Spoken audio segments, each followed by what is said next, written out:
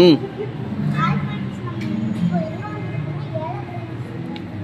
கோவா போகிறோம். ஏர்போர்ட்டில் நிற்கும், 5th ஃப்ளோரில் நிற்கும். இது யார் பாப்பா? எப்படி நம்ம பார்க்கணுங்க?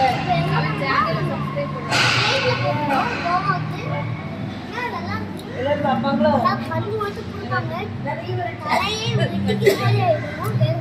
அன்னைக்கு டிவியில் போடுறவங்களும் அவங்க உறவினர்களும் சொன்னாங்க. அது பணம் கிடைக்கும்.